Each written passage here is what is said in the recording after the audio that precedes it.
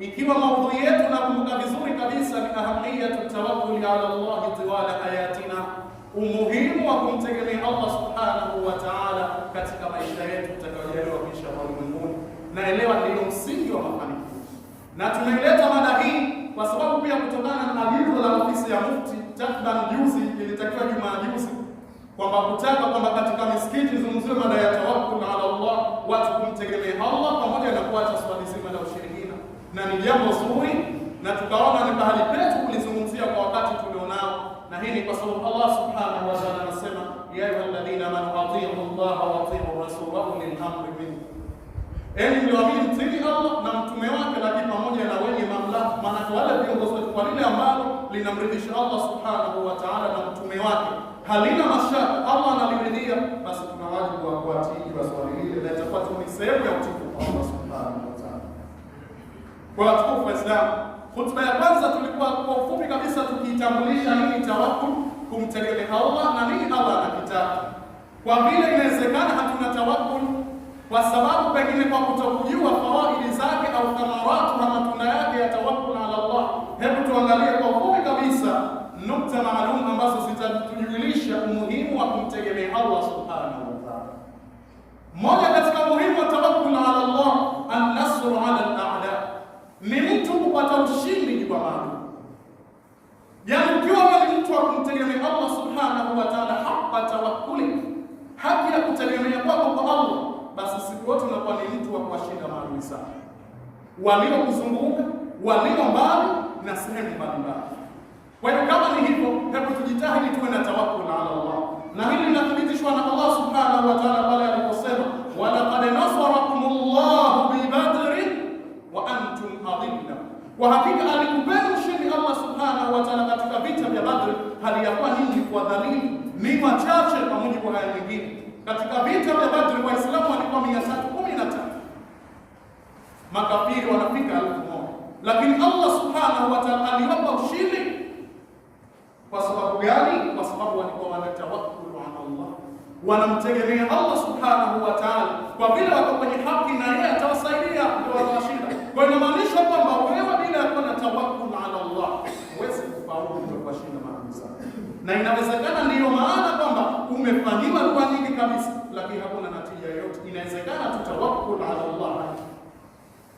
Tena Allah anasema fattaqullaha, wasimogopeni Allah, la'allakum tashkurun, ili mpate kushukuru. Hiyo ni sura Al-Imran 123, kwamba kuonyesha kwamba ukiwa na tawakkul ni sababu ya kupata ushindi kwa Allah subhanahu wa ta'ala. Lakini pia ukirejea kwa kauli nyingine, kuna kauli ya Allah subhanahu wa ta'ala iliyo katika sura Ghafir aya nambari 44 mpaka 45, katika kesi za Nabii Musa alipokuwa anakizana na Firauna alayhi salam. Nabii Musa alayhi salatu na nena sawa fawwidu amri ila Allah, na nikabidhi jambo langu, kwa maana ninakabidhi mambo yangu kwa Allah, kwa maana kwa lugha fupi ninamtegemea Allah. Inna Allah basir, maana haya yazama mbali kabisa. Fasatadhkuruna ma aqulu lakum, mtakuja kuyakumbuka ninayokwambieni. Kama mnaona hamnifahamu, wa fawwidu amri ila Allah, na yake na siri kubwa kabisa ndani, na tegemeza mambo yangu na mkabidhi mambo yangu kwa Allah. Inna Allah basirun bil ibad, hakika Allah ni mwenye kuona kwa waja. Basi nini kilichotokea? Fawaqahu Allah sayyi'ati ma makaru, Allah akamhifadhi au akawahifadhi kutokana na vitendo vya ubaya walikuwa wanafanyiwa. Wa haqa bi ali fir'auna su'ul adhab, na ikawathibitikia Firauna pamoja na wale wakuu zake ubaya, kuonyesha aya kwamba atakayetegemea kwa Allah ana 100% ya kuwashinda maadui zake. Kwa watukufu wa Islam, kamata kabisa, moja miongoni mwa faida za kumtegemea Allah ni kupata ushindi kwa maadui zake. Lakini vile vile katika kauli yake, katika kauli ambayo inapatikana kahala tusahabati alladhina qalu, pia katika ile hali ya maswahaba waliosema, basi katika vita vya Badri kama nilivyotangulia kusema kwamba Waislamu walikuwa wachache, baadhi ya watu wanawatishatisha wale Waislamu ili wasiende kupigana kwa sababu watavurugwa. Basi maswahaba wanasema hasbunallahu wa ni'mal wakeel. Ukiendelea katika sura Al-Imran nambari 173-74, kuna kesi inasimuliwa, anayetutosha sisi ni Allah, na hili neno hasbunallahu lina faida nyingi kabisa. Laiti utalitamka mara 313 kwa idadi ya wapiganaji wa vita vya Badri, unavuruga maadui wako wote kabisa. Si neno la kuchezea watu wa Islam kabisa. hasbunallahu wa ni'mal. Na pia ndio tumefundishwa katika hadithi, linapotokea balaa kwenye nchi, karibu sana hasbi Allah wa ni'mal wakil. Ukiwa unajua unachosema, amenitosha mimi ni Allah na ndio neema ya kutegemea.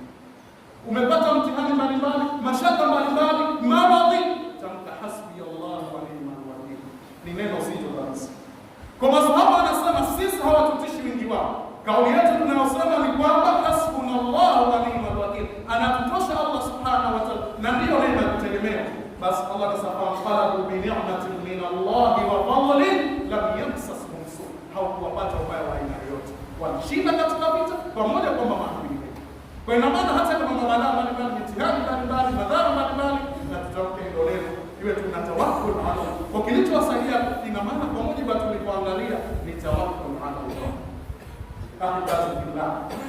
Lakini katika hadithi nyingine amepokelewa na Abbas radhiyallahu anhu, Ibn Abbas, hili neno hasbunallahu wa ni'mal wakil qala Ibrahim sallallahu alayhi wasallam, pia kwa kulisema Nabii Ibrahim hina ulqiya fi nar, baada ya kutupa motoni, baada ya kufanya ile ishu ya kuvuruga masanamu yale, akawa anatafuta nani manfala bialihatina, nani kafanya hivi miungu yetu, eti miungu imevuruga, akavuruga ile kubwa, akaweka shofu.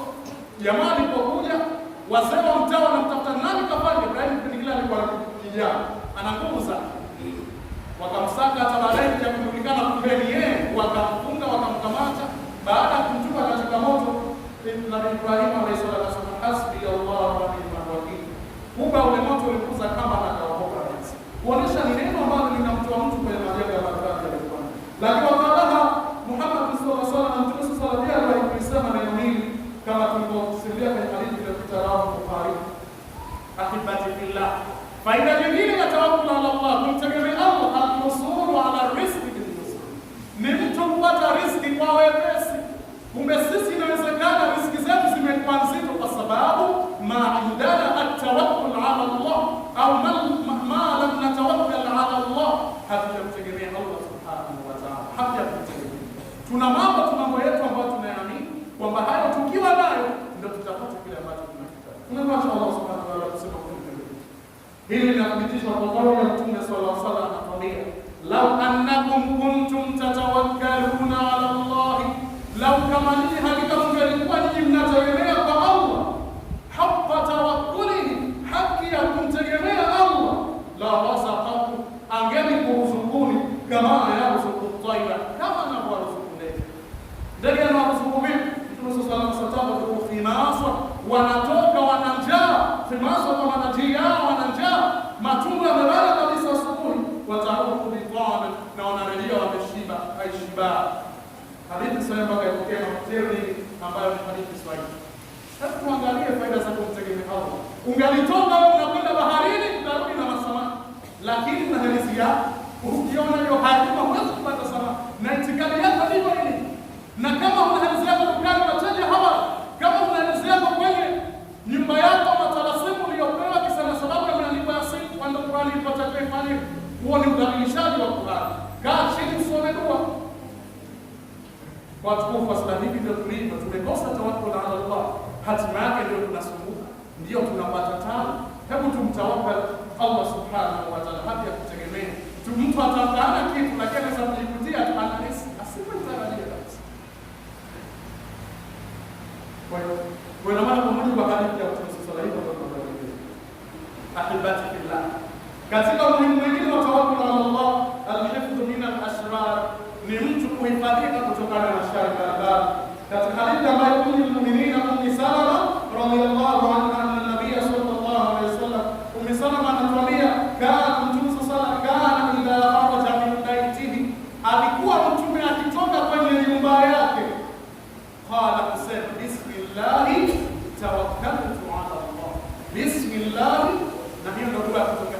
Kama utakuwa utaratibu huu mwenyewe kutoka nyumbani kwako, bismillah tawakkaltu ala Allah, au atasalimisha kwenye safari yako na majanga mbalimbali, wala hutopata tabu tena ya kutafuta vipasa kwa bega yako kwenye mabetele ambayo yatamtabu yote ya nini. Bismillah tawakkaltu ala Allah. Kwa hata kama msaibu amesatiwa ubaya, Allah ana uwezo mkubwa sana kukuruhusu. Lakini kutoka wewe huna gari, huna dua, wewe na ndipo saa 24 kuangalia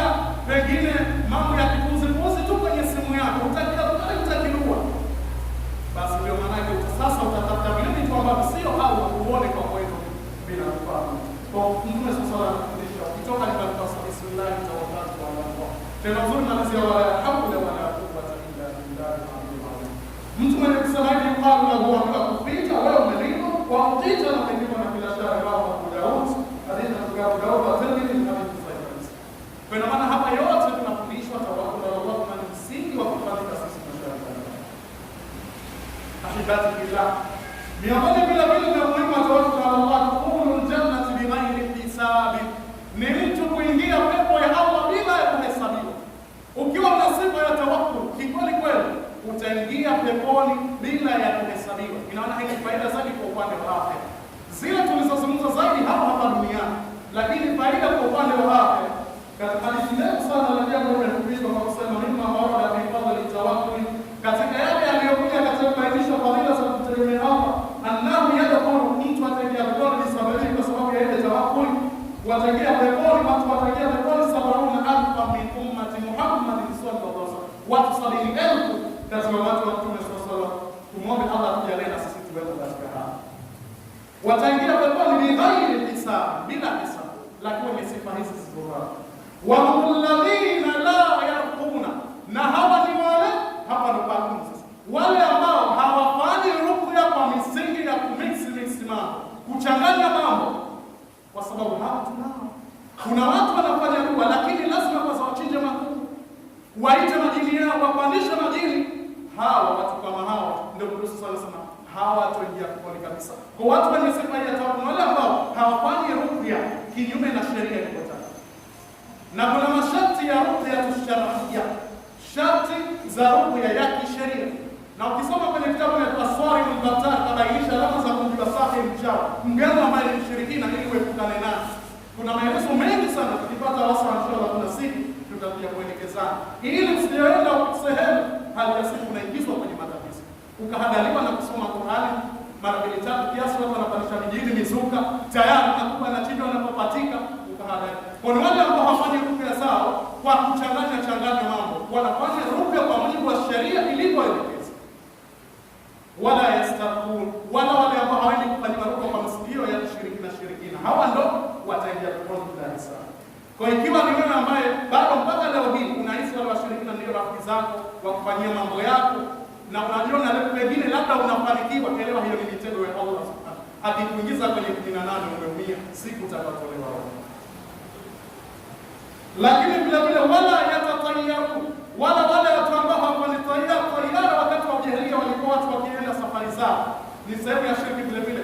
Mtu anamrusha ndege akielekea kaskazini, anajua kule ndo kwa kuendea. Akielekea kusini, ni tabia ilikuwa katika jahiliya, ngapi sasa kuingia maswali ya bao, kupiga ramli, yote yanaingia. Na wasaili za kishirikina zote zinaingia. Watu ambao wataingia kwa vile ambao hawana desturi hii. Kwa wale ambao wanafanya hizo desturi, ima kwenda kufanyia, waelewa wameshapoteza siri. Na hawa ndo maana yake wamepeleka katika kitu cha watu wa Allah. Lakini vile vile wa rabbihim yatawakkalun, na kwa Mola wao wanategemea. Kwa watu ambao wataingia peponi bila ya hesabu ni wale watu ambao hawaendi kufanyiwa tiba zao, kwa watu wanaochanganya mambo kushirikina, hata kama anaitwa ustadi, kwa sasa yote kwa anaitwa mwalimu. Kuna wengine hawa walimu ndio master wa ushirikina. Ukienda kwenye sehemu yake anakufanyia tiba vitu vitu. Tembea kwenye mafuko ya bahari, unaweza kuona chungu kimefungwa. Aliyefanya haya si kwamba ni Ali, ni Hamisi, ni Muhammad, ni Makame, ni Haji, ni Ali, ni Hamada na wengine. Hii ndio hali tuliyofikia. Ubaya tu watu kwa Islam. Tuelewe kwamba ikiwa mtu ana tabia hizo, ima kwenda ima kufanywa, na hata kama wakeweza vile wana tabia ya kwenda kumroga mke mwenzake. Na ndio maana kesi nyingi zinapojiri, baadhi ya wakeweza wanaunga, kama utafanya uchunguzi, matatizo ni mtu kwenda kuchukua mijini, pengine mke mwenzake kwa mshirikina, kwa sababu mshirikina hana takwa, anafarakanisha ndoa ya watu, anavuruga ndoa ya watu, anampa la kumpa. Siku ya siku anateseka. Akisha huyu ndo anamwambia Allah iyaka na wa iyaka nasta'in, wewe ndio tunakuna tunaomba msaada. Hivyo hali tulio kwa Waislamu, hebu sije ukaikosa pepo. Tawakkal ala Allah, tegemea kwa Allah, fuata maelekezo ya sheria, kwa sababu kama hutaipata pepo ya kulala ni moto. Ahibati fillah, jambo la mwisho katika leo kwa umuhimu wa ima faida ima thamaratu, matunda ya kutegemea Allah subhanahu wa ta'ala, istijlabu mahabbatillah, ni mtu kuvuta mapenzi Allah, kwamba wewe una sifa ya tawakkul ala Allah, unapendwa na Allah kuliko kitu chochote, na hakuna jambo zuri kuliko kupendwa, jambo bora kuliko kupendwa na Allah. Unaonaje leo ikiwa Dr. Hussein Mwinyi atasema wewe nakupenda, sitajisikia mtu bora? Na pengine nakupenda hapa duniani, tunakiakhera. Mapenzi yako lazima yanamdhihirisha Allah subhanahu wa ta'ala, lakini ukipendwa na Allah basi wewe umefanikiwa kwa kuwa na tawakkul ala Allah.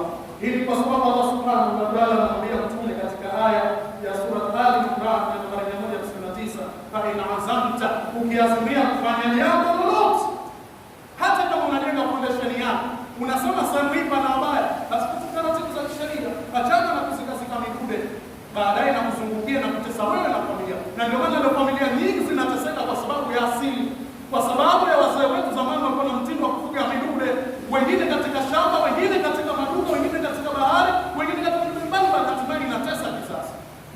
Na kuna watu wanaendeleza baada ya kuachana na uovu ule, wao wanaendeleza uovu. Na lazima wanaye jawabu Allah subhanahu wa ta'ala na kwenda kujibu kwa sababu hilo jambo kama ni ovu alilofanya mzee wako lolote inatakiwa liache. Achana na sasa simepewa mikoba, simepewa nini, achana nayo, mnusuru. Yule kafanya makosa, rekebisha makosa, achana na kuendeleza makosa. Watukufu wa Islam, mimi na Mtume sallallahu alaihi wasallam, azamta, ukiazimia kufanya jambo lako lolote, fatawakkal ala Allah, mtegemee Allah subhanahu wa ta'ala, inna Allah yuhibbul mutawakkilin, hakika Allah anawapenda wenye kujitegemeza. Angalia, inaona kama kudhihirika dalili ya kwamba kumbe unapendwa na Allah. Watukufu wa Islam, tumuombe Allah subhanahu wa ta'ala asingize masaisi kwenye nyoyo zetu na turuzuku kufanya kazi vitendo, na tuelekeze sisi kuweza kumtegemea yeye katika mambo yetu, na tuondoshe katika imani mbovu ambazo hazitotunufaisha hapa duniani na akhera. Inna Allah